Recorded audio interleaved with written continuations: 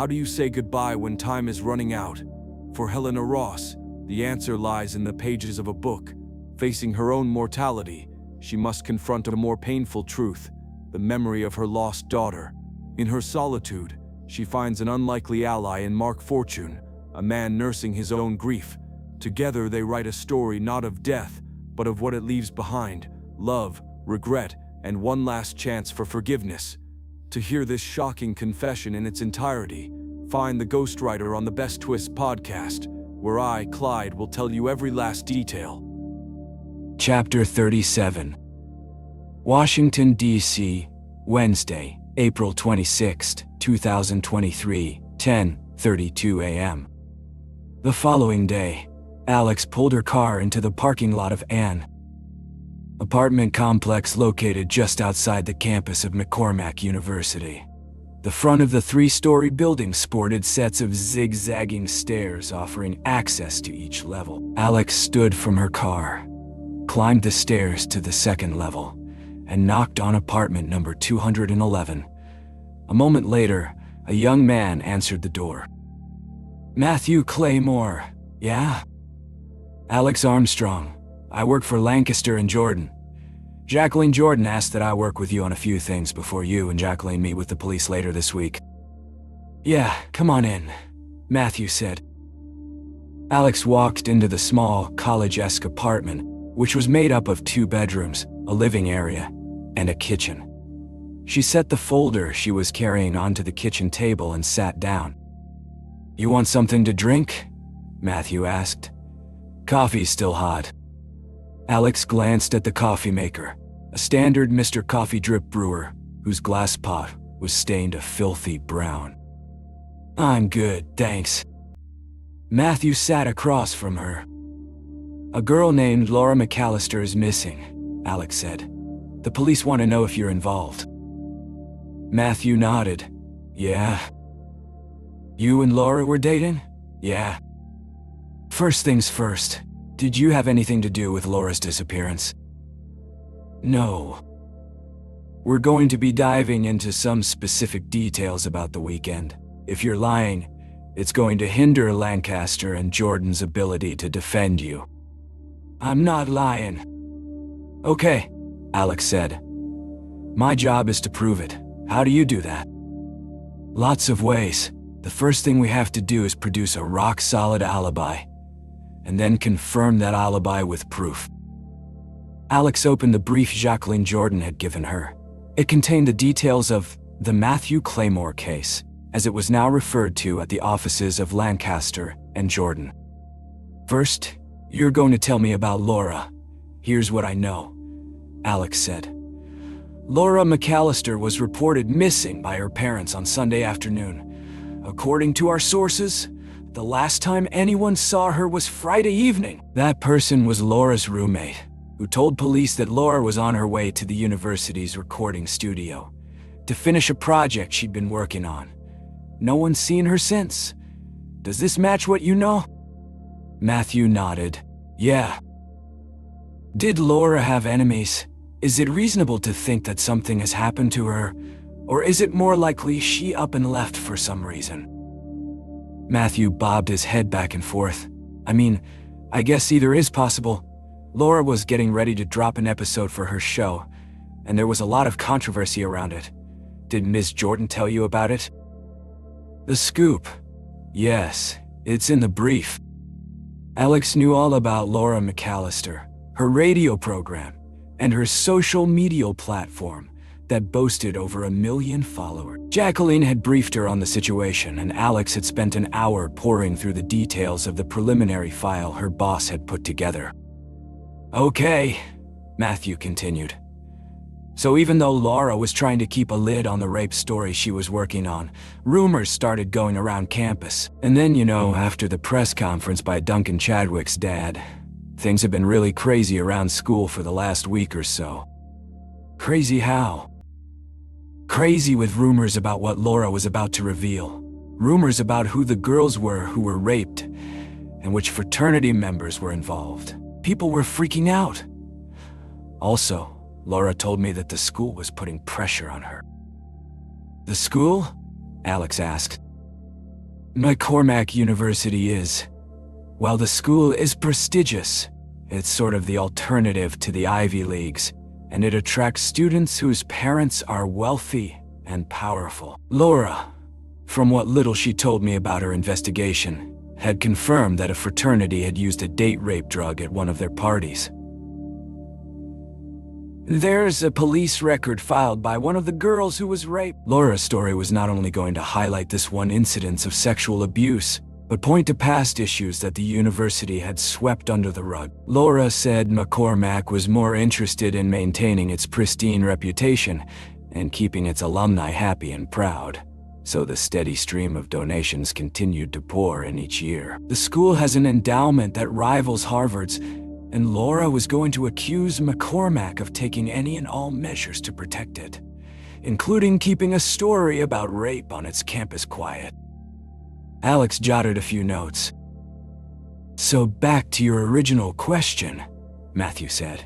Laura both had made some enemies and had good reason to go off somewhere and hide until all the rumors settled down. Who were the guys Laura was going to name? Alex asked. What are their names? Matthew shook his head. She never told me. Like I said, she was pretty secretive about the story she was working on. Then how did it leak so badly? No idea. People knew Laura was poking around the rape story, but there were only a few rumors circulating until Duncan E. Chadwick's press conference. Then, everything just blew up. How close was Laura to finishing her story? Close. I think she was actually done with it. Just had to do some voiceover work at the recording studio. Why hadn't she dropped the episode? If she was finished with it, why didn't she air it on Thursday night? Isn't that when the scoop airs? It is, but Laura was hesitant to drop the story. The university told Laura, through a written letter, that any recording work she did inside the university studio belonged to them and could not be disseminated without their approval. Alex took more notes. Okay, let's move on to you and Laura. When was the last time you saw her? Friday morning. She stayed at my apartment Thursday night and left early Friday for a class. Which class? Alex asked. We're going to get into specifics, and I need every detail. It was, media law and ethics, I think. Yeah, Matthew said, nodding his head. That was her early morning class on Mondays, Wednesdays, and Fridays. Good. Details will help. Help with what? Your credibility. The longer Laura stays missing, the more suspicion you're going to come under. We need every detail of your weekend mapped out. What time did she leave on Friday? It was a 9 o'clock class, so Not like Matthew. What time did Laura leave your apartment exactly? 8:20. She wanted to go back to her place to shower before class. And you didn't see her again? No, haven't seen her since then. Did you communicate with her after she left your apartment on Friday morning? Phone call or text? Anything on social media? No. When did the police first come to see you about Laura? Monday afternoon. It was just after 1 o'clock in the afternoon. Okay. We have two bookends at the moment. You were in your apartment at 8:20 Friday morning, and the police came to your apartment at 1 o'clock Monday afternoon. You and I are going to sit here and account for every hour in between, and you're not just going to tell me where you were, we're going to prove it. Every hour? Yes. How are we going to prove every step I took over an entire weekend? Lots of ways. You're going to walk me through your weekend and tell me every detail from every hour that you can remember. I've got a laundry list of questions that will help jog your memory. Then, independently, I'm going to confirm what you tell me. And Matthew, if you lie to me, I'll figure it out because I'm going to talk with every person you can remember seeing, from friends to classmates to professors. I'm going to go through your phone and highlight every call you made, every text you sent, and every social media footprint you made. I'll pull cell tower logs to confirm the pings your phone registered and track your movement. And I'll confirm everything using your cell phone's GPS locator to map out every step you took. I'll pull surveillance video from every establishment you were at and match them to receipts. Credit cards, debit cards, and digital payment transactions will confirm your whereabouts. Holy shit. Alex pouted her lower lip. It's hard to navigate through this world without leaving a trail, and I'm going to use this complete invasion of our privacy to prove you had nothing to do with Laura McAllister going missing. So, are you ready to prove to me that the last time you saw Laura was Friday morning, or would you like to amend that statement before we start? No amending. The last time I saw her was Friday morning. Let's start. Chapter 38. Washington, D.C., Friday, April 28, 2023, 8:15 a.m. The den was located on the 9th floor of the 1 Franklin Square building, a floor below the main offices of Lancaster and Jordan. The den was reserved for the investigators, the paralegals, and the new law grads who spent 10 hours a day with their noses buried in law books or pressed against computer monitors scrolling through thousands of archived records doing research for the real attorneys upstairs. The partners at Lancaster and Jordan dictated protocol on the 10th floor, but the investigators ran things on the 9th. The perimeter of the den held modest offices that paled in comparison to the massive corner units upstairs, but they still had 4 walls and a door, and carried clout. The longest tenured investigators claimed them, and with 8 years under her belt, Alex was one of them. She sat at her desk while the laser printer chugged away. She'd had a busy and productive 2 days since she sat down with Matthew Claymore. Now she was printing her efforts for her meeting with Jacqueline Jordan. Alex had worked enough cases for Jacqueline to know exactly what the woman wanted and exactly how she wanted it, and she knew that her research on this particular case needed to be perfect. It often looked like Jacqueline had a family bias when assigning investigators to the cases she handled, most of the time appointing her brother to the high-profile ones. But the real reason Jacqueline appointed Buck to important cases was because Buck was the best investigator Lancaster and Jordan employed.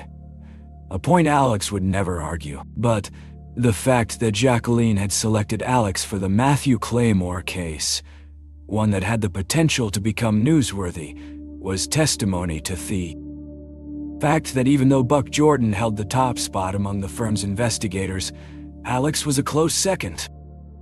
She heard a knock on her door and looked up to see Buck poking his head into her office. "Hey, kiddo," Buck said. "Here before 9. Must mean you're working a case for the boss lady." Alex smiled. "Gotta work Jacqueline's hours when you're on one of her cases." "Just playing dumb. We all know you snagged the Claymore case." "Good for you. Anything juicy?" Buck's smile pushed his drooping jowls upward, causing his eyes to squint nearly closed. Almost 60. Buck Jordan wore the years of his profession on his face. Long, chain-smoking stakeouts and alcohol-fueled all-nighters had taken their toll. Alex knew Buck well, and over the years had even tried to tame his drinking with subtle encouragements aimed at pointing out that functioning alcoholics are still alcoholics. "Working on it," Alex said. "Let me know if you need anything." "Thanks, Buck." When the printer finally quieted down, Alex gathered her research, ran the pages through a hole punch machine, bound everything in an L&J binder, and headed up to the 10th floor. She walked to the corner office, held up the binder for Jacqueline's assistant to see, an unspoken password that meant the boss was waiting for something important, and received a nod to proceed. Alex knocked on Jacqueline's door at the same time she opened it. "Hey Jacqueline, I've got the early research on Matthew Claymore." Emblematic of a big city attorney, Jacqueline Jordan always dressed impeccably. That morning she wore smart business attire made up of a white silk blouse under a gray blazer that matched her knee-length skirt. The woman looked perpetually fresh and sharp, notorious around the firm for being the first attorney in her office, usually arriving before 7:00 a.m. She rarely left before 7. 0 p.m. and there was no fluff baked into the woman's schedule. She was no fluff baked into the woman's schedule. The founding partner of one of the biggest criminal defense firms on the East Coast, and her services were in high demand. Married to a prominent anesthesiologist, Jacqueline Jordan was half of a powerful DC couple, and Alex knew from conversations with Garrett, the woman had money to burn. She worked long hours not for any need of monetary gain, but because it was in her blood. She was somewhere in her 50s, the only evidence of midlife being the cheaters that balanced at the end of her nose when she worked. Unlike her older brother, whose dogged career in the back alleys of legal investigation had creased Buck's face with deep furrows, Jacqueline Jordan was wrinkle-free.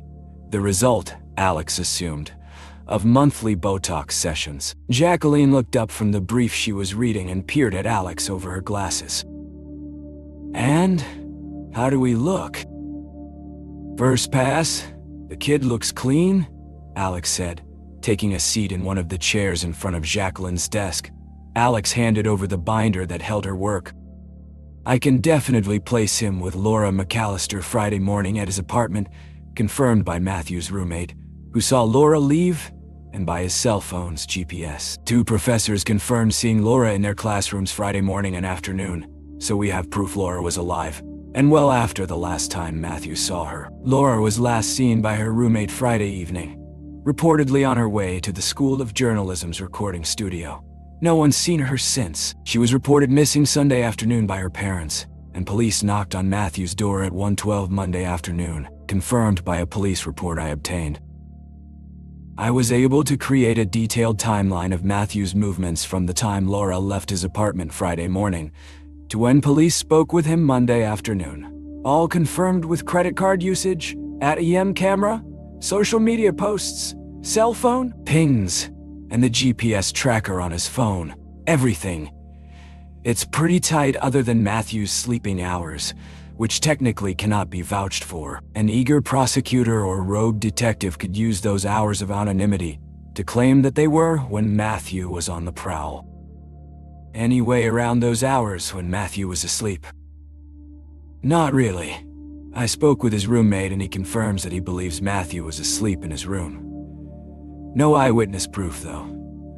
Unfortunately, those are blank hours in Matthew's timeline that we can't account for. How about a Fitbit or smartwatch? Alex shook her head. Already asked. He doesn't wear one. His cell phone puts him at his apartment during those hours, but it could be argued that he left his phone at his apartment to do his dirty work. Okay, we'll have to deal with the dead hours later if the subject comes up. Any red flags? He was dating Laura, so he'll be an immediate suspect no matter what we do. And he was a member of the Delta Chi fraternity, which was the house Laura McAllister was about to accuse of using date-rape drugs to spike drinks at their parties. I don't have a lot of information on that angle yet, but I'm working on it. Okay, Jacqueline said as she paged through Alex's work. So far, I'd say the good outweighs the bad. What's your take on the kid? Personally, I believe him. I've worked with liars before. Matthew Claymore is not lying. He's scared to death, but he's not lying. Jacqueline nodded. Here's the plan then. I need ammunition in case Laura McAllister doesn't turn up, or, God forbid, something's happened to her. We need to bulletproof Matthew from accusations the police might levy against him. That will require us to not only make sure he's as innocent as he claims, but to also come up with alternate theories as to what might have happened to Laura McAllister. We need to know details. The who, how, and why. You know the routine. I'm already working on it, Alex said. The obvious question is whether Laura McAllister's disappearance had anything to do with the rape story she was about to break. Exactly. I need you to find out everything you can about this girl and the story she was working on. Who was involved, who was going to be named, who might want to keep her story from reaching the mainstream. We need to make sure Matthew is not part of Laura's story, but we also need the names of those who were. I pray this girl materializes soon, and we never have to use any of it. but she's been missing for nearly a week, and we need to prepare for the worst-case scenario.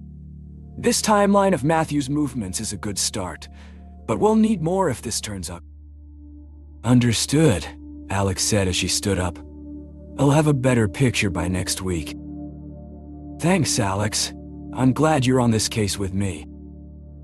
Alex nodded. She left the building and headed back to McCormack University to continue her investigation into what might have happened to Laura McAllister. This time, it would include some non-traditional methods of information gathering. Chapter 39. Washington, D.C., Friday, April 28, 2023, 9:00 a.m. He's worried, Annette Packard said. Sitting in the booth across from her, Larry Chadwick twirled his coffee mug as steam spiraled upward. She had pulled him from his chambers 15 minutes earlier to speak in private. What else does he want me to do? Duncan has upended his life over this. He's cooperating with the police. There's nothing linking him to this girl other than his fraternity, which he has publicly denounced and resigned from. It looks bad, Larry, and the president is worried that his opponents in the Senate will use this crisis to their advantage. If he nominates you and you don't get the votes, it makes him look weak going into an election year. We have the votes, Larry said. Isn't that what the internal polling says? Said.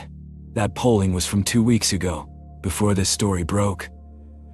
We're running the numbers again, and many votes that were solidly in favor of you are now undecided. A rebellious college girl hoping to be the next Bob Woodward runs off for a couple of days, and we're supposed to act like it's the crime of the century. Worse, we're supposed to play to our opponents and constantly deny that my son is involved. Just mentioning Duncan and this girl's name in the same sentence begins to tie him to her. You understand this, don't you, Annette? Please tell me you understand how a smear campaign works. I understand, Larry, and it appears to be working. Duncan had nothing to do with that girl going missing. End of story. I'm afraid that's just the beginning of the story. Larry took a deep breath. I thought kids were off limits in politics. Not in a missing persons investigation. One that has nothing to do with my son. The closest association to this girl is that my son attends the same college. That's what the other side is running on. They're running on more than that, Larry. Although he no longer is. Duncan was a member of a fraternity that has now come under great scrutiny for allegedly using a date rape drug to spike drinks at their parties. Whether that's true or not, and we don't know it's true, at the moment it's nothing more than a rumor. Duncan wasn't involved. Whether you believe this is a smear campaign or a legitimate story involving your son, I hope you see the problem either way. He stirred his coffee without answering. He finally looked up at her. Are you recommending that he pass on nominating me? No, not yet, anyway. You're the president's first choice. He wants you, and right now he wants only you. My job is to make sure that if he nominates you, you'll make it through the confirmation hearing. If you don't, it's not just bad for him, it's bad for me. I'm batting 1,000, Larry. Every person I've vetted and vouched for has made it to the promised land. If I clear you to the president, and this mess ends up tanking your confirmation, my career will be at stake as much as the president's. I might not have the free world to run, but I've got bills and a mortgage to pay. This is such a goddamn mess, Larry said. My life's work is spiraling down the drain. It shouldn't have surprised Annette that Larry Chadwick's political ambitions blinded him to the fact that a girl was missing, or that he considered the potential derailment of his Supreme Court nomination more a tragedy than the disappearance of a 22-year-old college student. He was, after all, a politician. Will you please tell the president to give this thing some time? Ask him to wait just another week. Allow the police to at least start an investigation before we dump my nomination. Annette thought for a moment before slowly nodding. Okay, I'll ask him for a week, she said. A week gave her time to find answers to questions the president would surely want answered. It gave Annette time to figure out if she should tell her boss to confidently back Larry Chadwick, or cut his losses and avoid a political tsunami. Chapter 40. Washington, D.C., Friday, April 28, 2023, 1:35 p.m. On Friday afternoon, a few hours after she left Jacqueline Jordan's office, Alex sat in the back booth of a diner in Georgetown. She stirred her coffee, a filtered brew served from a round glass pot that had likely held several previous brews that day. Her first sip proved as awful as she anticipated. She had to suffer only a few more sips before Matthew Claymore walked through the front door. He took a seat in the booth across from her. "How'd your meeting with the police go?" Alex asked. Matthew's first formal meeting with the police had taken place earlier that morning. "Fine, I guess. Ms. Jordan did a lot of the talking, and she had. I guess you gave her all the work we did together, because every time one of the detectives asked me about where I'd been over the weekend, she offered proof. Thanks for doing all that for me. That's what you pay us for. But in case something has happened to Laura, we're going to need a lot more than a timeline." "Like what?" "I need to know more about the story Laura was working on. The longer Laura stays missing, the more the police are going to look for answers, and the more they look, the more likely it is they'll find what they're looking for, whether it exists or not." "What's that mean?" "Just trust me. I've been doing this for a long time, and I've had my own unpleasant experience with a police investigation. You're already on their radar. You're ahead of the game because you've secured good, really good, legal representation. But the police have a theory of what happened to Laura, and it's safe to say you're part of that theory. We can't sit back and wait for them to create a narrative. We need to go on the offense by offering our own theory of what might have happened to Laura." Even though I told them and showed them where I was all weekend. "It doesn't matter, Matthew. That's what I'm trying to tell you. It doesn't matter that you're innocent. There are blank hours in your weekend, the hours when you were sleeping. And since you were alone during those hours, the police and the detectives will use them to fit their narrative. They'll say you spent that time, those hours when no one can account for your movements, abducting Laura and hiding her body. Jesus, we don't even know if anything's happened to her. I'm just explaining how the police and detectives work. My job is to keep you in front of the storm that may be coming. In order to do that, I need your help." A waitress approached and splashed coffee into Alex's mug. "Can I get you anything, hon?" "A Coke, please," Matthew said.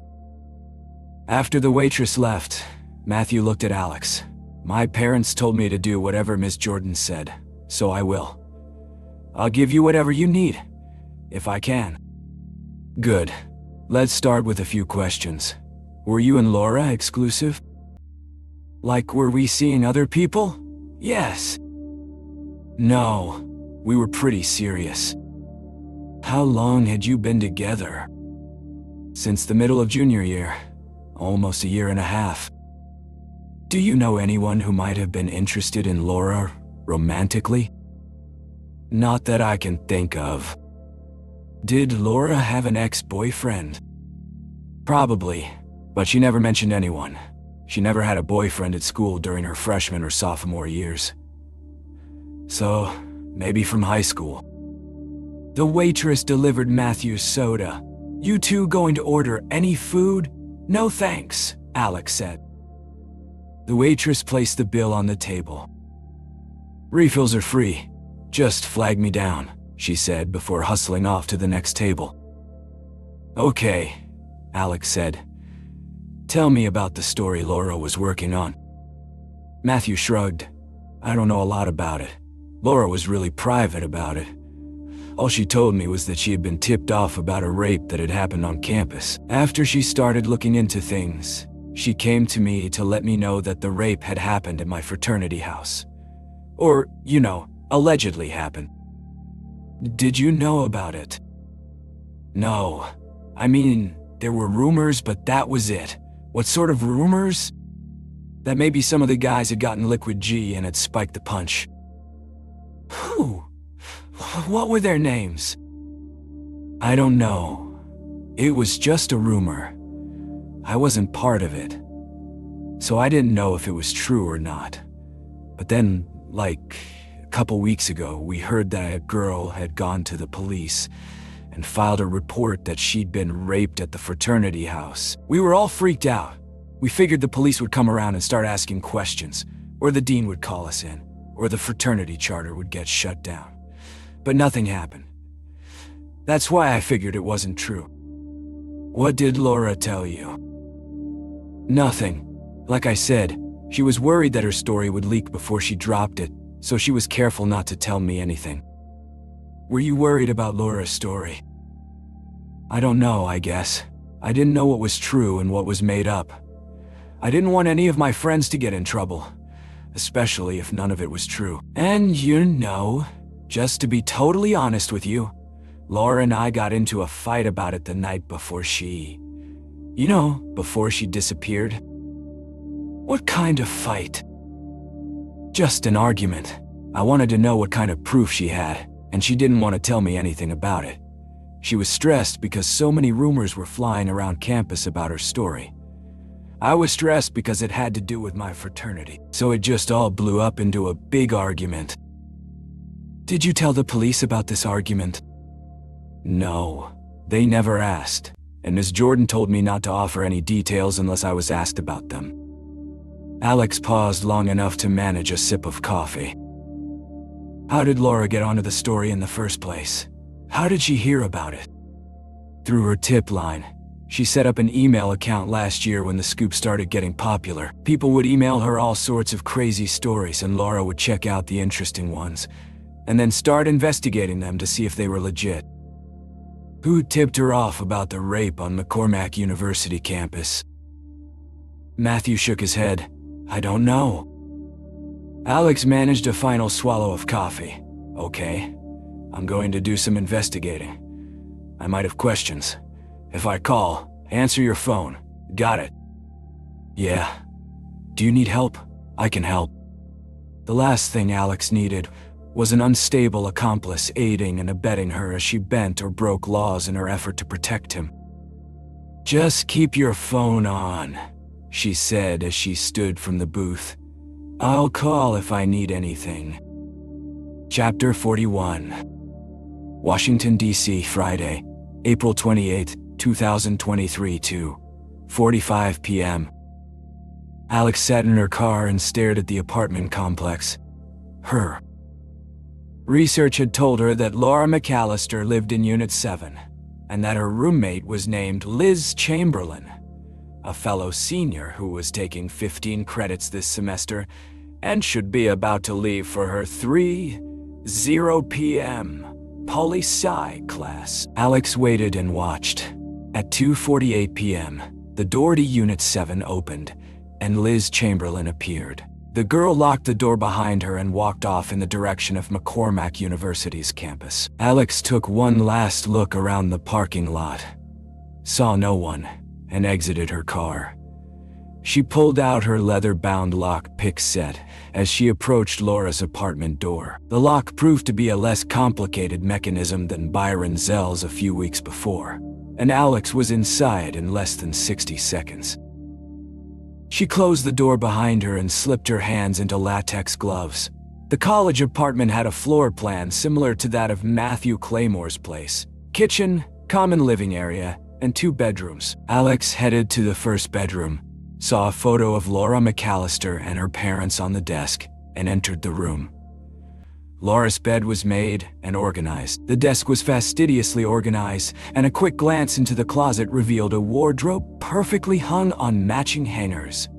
The shelves above the hanging clothes held department store, folded jeans, leggings, and sweatshirts. There was nothing out of place to suggest anything nefarious had occurred in this room, or that Laura had been in any rush to leave. Alex knew that detectives either had already been, or would soon be, in this room looking for evidence. she would be careful to leave. No signs of her presence. She held a deep-seated mistrust of detectives. The contempt was rooted in the mismanaged investigation of her family's murder, and was watered often by memories of her time at Allegheny Juvenile Detention Center. Every case she worked for Lancaster and Jordan was done so with the memory of her illegal interrogation fresh on her mind, and all the dishonest tactics that had been used to try to paint her as a killer. In a heart-to-heart with Garrett years earlier, Alex promised to use her abilities as an investigator to prevent what had happened to her from happening to anyone else. Currently, that anyone was Matthew Claymore, and she felt no remorse for the strategies she employed to protect him. That included breaking into a missing girl's apartment and rooting through her things. Alex sat at the desk and shook the mouse that rested on the Apple Pad. Laura's iMac came to life, and a screensaver of spring flowers greeted her. She clicked the email icon on the top right of the home screen. The computer was password cinched and took Alex directly to Laura McAllister's inbox. She chose the email titled "The Scoop Tip Line" and began scrolling through the messages. Alex spent 15 minutes reading subject lines for anything that caught her eye. Finally, one did. It carried a date from March 13th, more than a month ago, and the subject line read, "Rape at McCormack U." Alex opened it. There was a conversation thread consisting of 2 emails. Alex scrolled to the beginning. "Dear Laura, I'm writing to tell you about my recent experience on campus. Have you heard of gamma hydroxybutyrate? It's called Liquid G, and it's being used so girls can be raped. On this campus, I have proof. Ashley Holmes." Farther down the thread, Alex read Laura's response. "Ashley, you've piqued my interest. Let's talk." Laura. Alex logged out of the email and put the computer to sleep. She made sure nothing was out of place, and then left the apartment in search of Ashley Holmes. Chapter 42. Washington, D.C., Friday, April 28, 2023, 3:30 p.m. During her 8-year career as an investigator for Lancaster, Jordan, Alex had been tasked with tracking down a number of unsavory souls, including random gangbangers on the streets of Washington, D.C., with nothing more than a first name. Finding Ashley Holmes, who lived on the campus of McCormack University, took 30 minutes.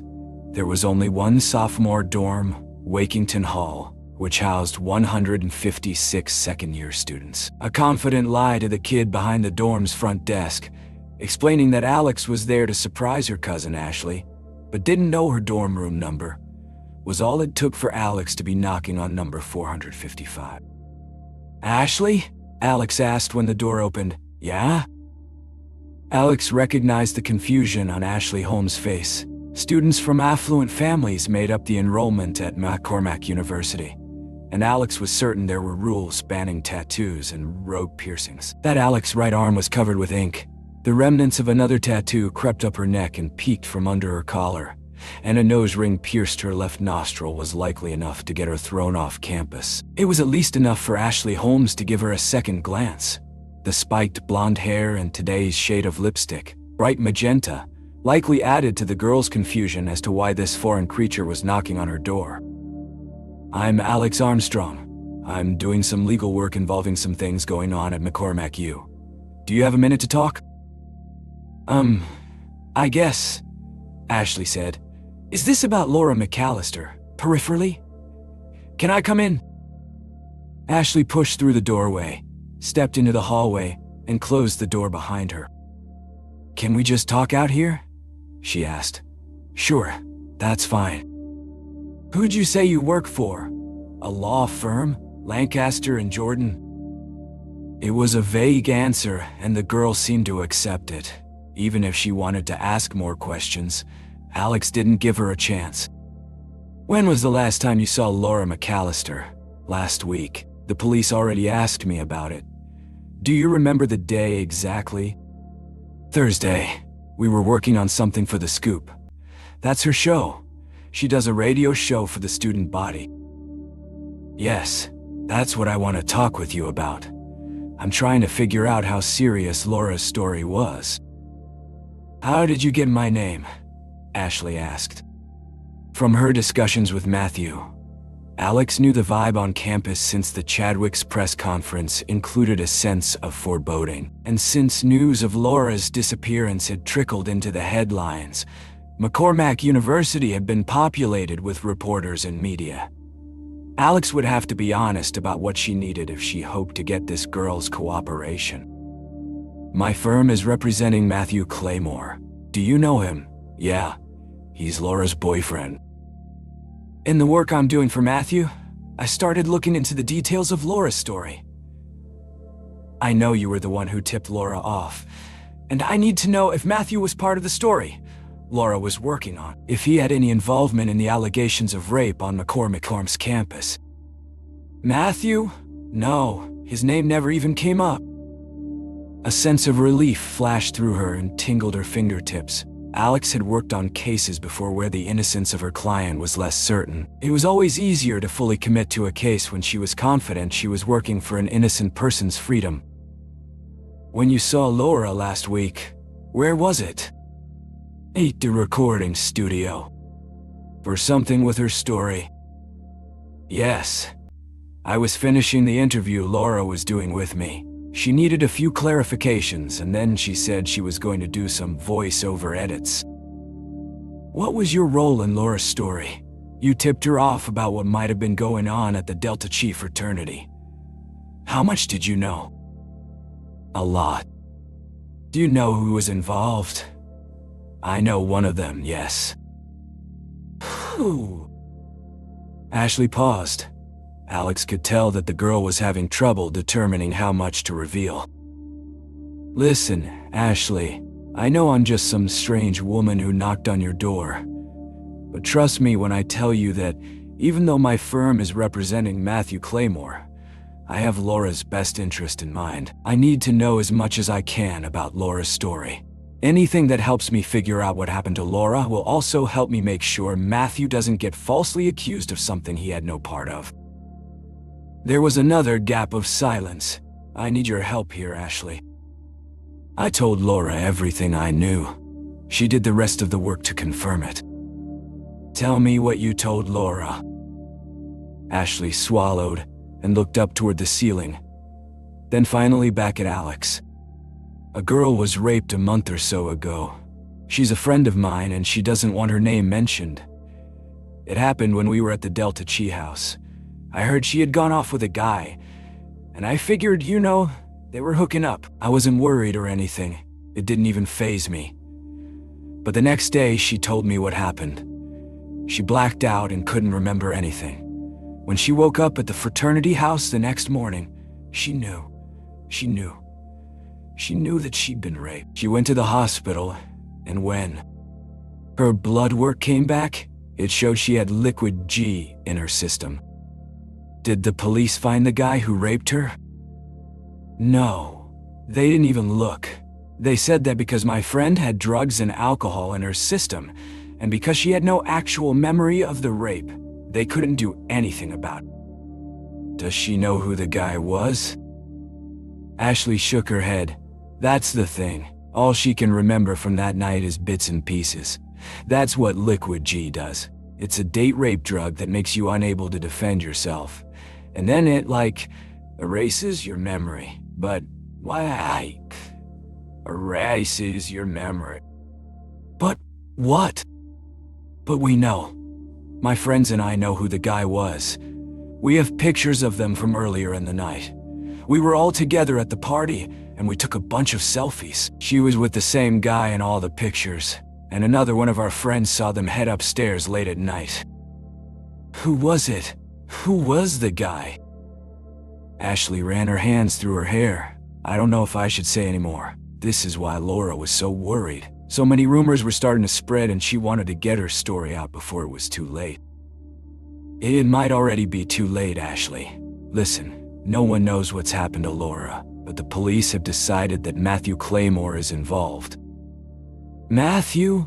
I told you, he had nothing to do with Laura's story. Help me make that case. The police have Matthew in their sights, and I've been hired to help him. Tell me who raped your friend, and I promise to get that information to the police. and make them act on it.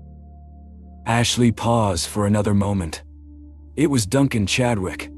That's why he and his father held that press conference, because Duncan knew Laura was about to link him to the rape.